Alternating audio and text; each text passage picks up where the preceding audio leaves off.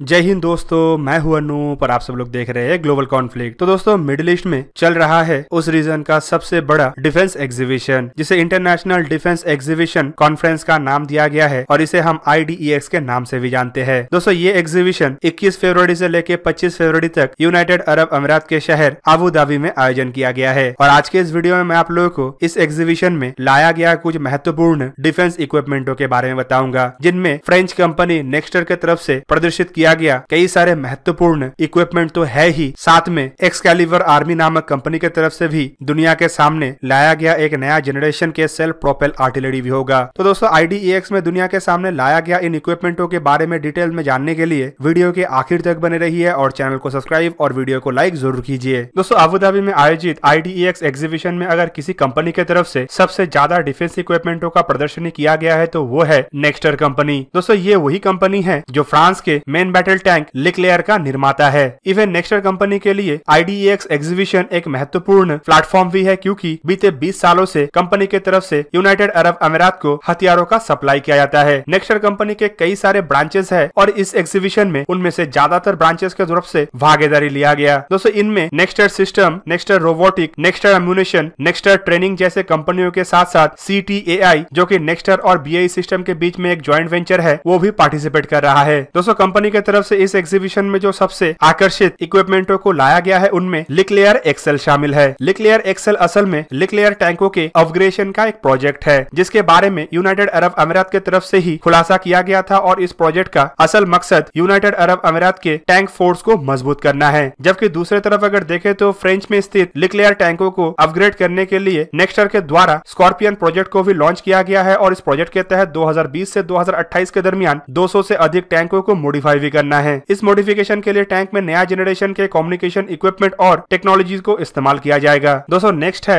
नेक्स्टर के तरफ से बनाया हुआ टाइटस एक्सटेंडेड मिशन। यह असल में नेक्स्टर ARX-25 टॉरेट के साथ डिजाइन किया हुआ एक 6x6 आर्मर्ड व्हीकल है। इस व्हीकल को मल्टी रोल आर्मर्ड व्हीकल भी कहा जाता है, क्योंकि ये ट्रूप ट्रांसपोर्ट के अलावा रिकॉनेसन, न्यूक्लियर, बायोलॉजिकल, केमिकल प्रोटेक्शन और आर्टिलरी के लिए भी इस्तेमाल किया जा सकता है। दोस्तों, इन व्हीकलों को नेक्स्टर कंपनी की तरफ से मिडिल ईस्ट के कंडीशन को देख के ही डिजाइन किया गया है, साथ में अर्बन वॉरफेयर और मिडिल ईस्ट के जियोग्राफिकल सिचुएशन को भी ध्यान में रखा गया है। इवन हाईली रोबोटिक्स इक्विपमेंटों का भी इसमें इस्तेमाल किया गया है, जो इसे एक आधुनिक व्हीकल का रूप देता है। दोस्तों, इसके अलावा सीजर 6x6 व्हीकल को भी नेक्स्टर के तरफ से एग्जीबिशन में लाया गया है, जो असल में एक सेल्फ सपोर्टिंग गन या फिर ट्रक माउंटेड आर्टिलरी गन के रूप में भी जाना जाता है। दोस्तों, इन गनों के 2 वर्जन हैं, जिनमें से जो 6x6 वर्जन एग्जीबिशन में लाया गया है वो असल में 17.7 टन वजन के एक छोटे आकार का वर्जन है, जबकि 8x8 एक वर्जन है जो 28 से 32 टन के दरमियान के एक बड़े आकार का वर्जन भी है। इस एग्जीबिशन में नेक्स्टर रोबोटिक्स की तरफ से नेक्स्ट जनरेशन के रोबोटिक सॉल्यूशन मतलब अनमैन ग्राउंड व्हीकल को भी लाया गया है, जो अलग अलग तरीके के मिशनों को अंजाम दे सकता है। जबकि इसके अलावा नेक्स्टर एम्यूनिशन की तरफ से वैरायटीज ऑफ रेंज के आधुनिक एक्सकैलिबर एम्यूनिशन को एग्जीबिशन में लाया गया है, जिनमें 20 मिलीमीटर से लेके 155 मिलीमीटर के शेल और आर्टिलरी के गोले तो शामिल है ही, साथ में इसमें कन्वेंशनल 105 मिलीमीटर और 155 मिलीमीटर के स्मार्ट एम्यूनिशन भी शामिल है। दोस्तों, मिडिल ईस्ट के देश फ्रांस के नेक्स्टर के एम्यूनिशनों के एक बड़ा खरीदार है और मिडिल ईस्ट में कई सारे देशों के द्वारा फ्रांस निर्मित हथियारों का इस्तेमाल किया जाता है बोल के यहाँ पे नेक्स्टर एम्यूनिशन का भी एक बहुत बड़ा रोल है। इवन दोस्तों, इसके अलावा मीडियम कैलिबर के हथियारों का भी प्रदर्शनी नेक्स्टर के द्वारा किया गया है, जिनमें 40 मिलीमीटर के CTA गन और फ्रेंच नेवी में इस्तेमाल होने वाले रैपिड फायर गन भी शामिल है। दोस्तों, इस तरीके का गनों का इस्तेमाल लैंड आर्मर्ड व्हीकल जैसे कि फ्रांस के जैगुआर, ब्रिटेन के वॉरियर और बेल्जियम के कामों में किया जाता है। इसके अलावा A3V एंटी एरियल एयरबस्ट एम्यूनिशनों का भी प्रदर्शन यहाँ पे किया गया है, जो इस तरीके से एंटी एयरक्राफ्ट गनों में इस्तेमाल किया जाता है। 20 मिलीमीटर के कैनन के अलावा 30 मिलीमीटर के कैननों का भी प्रदर्शनी किया गया है, जो बेसिकली 4x4 व्हीकल में माउंटेड हो सकता है और इसके द्वारा ये A3V